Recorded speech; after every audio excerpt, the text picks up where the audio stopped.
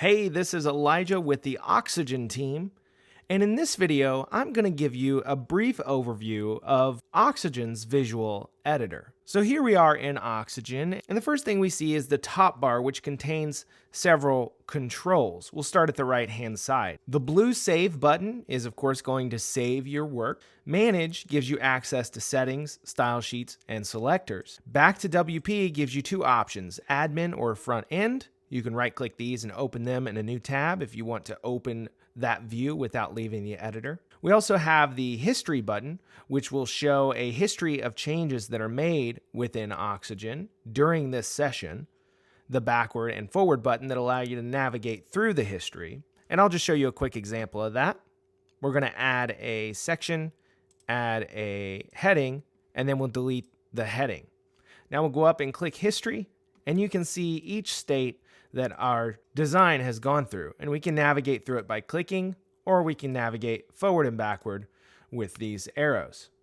We can also click Clear All to clear these undo points. Next, we have the Structure pane, which is used for fine-grained control of layout. It shows you a complete skeleton of your design. You can also control elements a bit from here by clicking this hamburger icon. For instance, we can duplicate this section.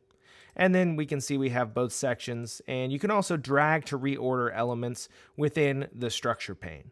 This can be very useful if you have things that are layered with Z-index or absolutely positioned that are hard to manipulate in the actual preview.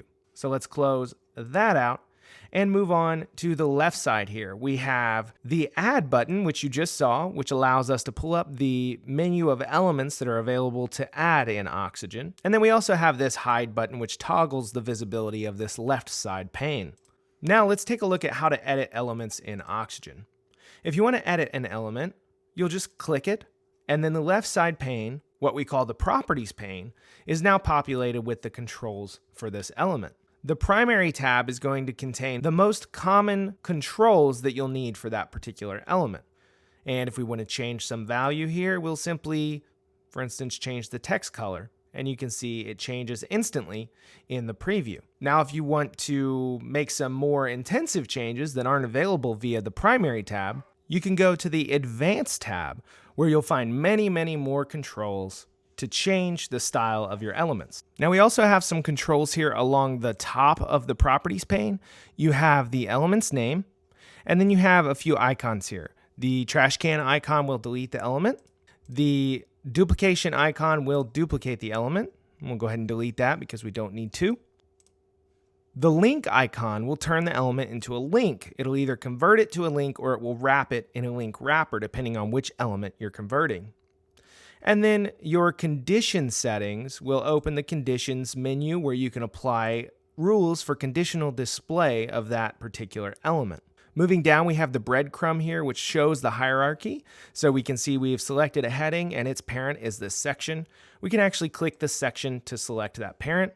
And if we nest deeper, for instance, let's add a div and then let's add a text element. Now you can see that our hierarchy is represented, and we can navigate through that hierarchy with this breadcrumb.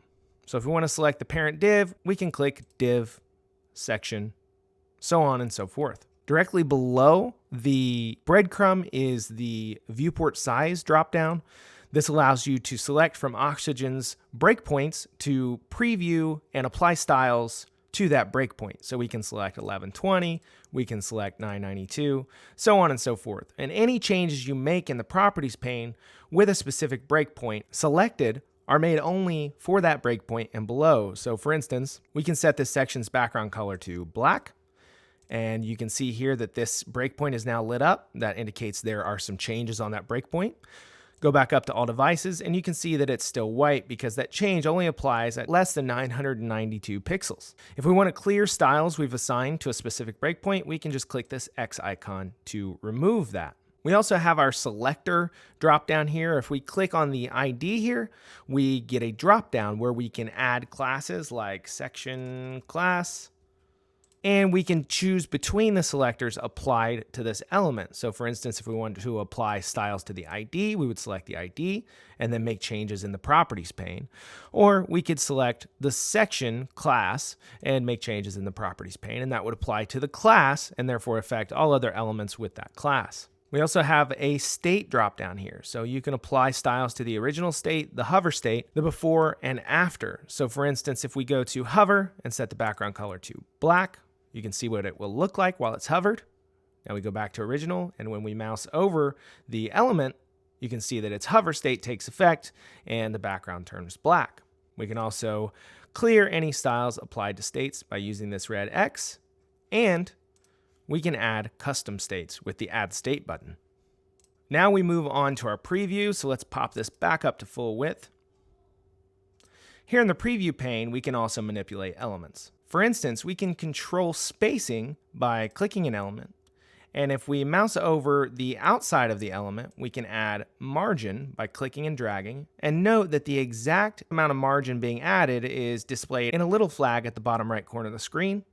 We can add margin to any side of an element. We can also click inside an element and hover on this kind of purple area and add padding. So if we click and drag, we can add padding inside an element.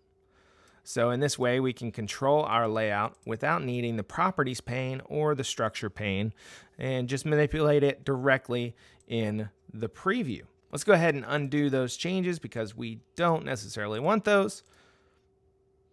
We can also click and drag elements. You can either click and drag an element directly and just move it around, or you can click the little flag up here and drag it that way. Now note these flags. This purple flag indicates the element that's selected.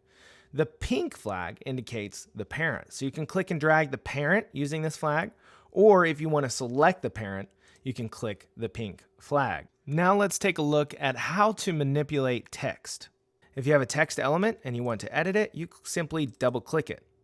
You'll now be able to type text and control text layout options from the top bar here, such as text alignment, bold, italic, strike through.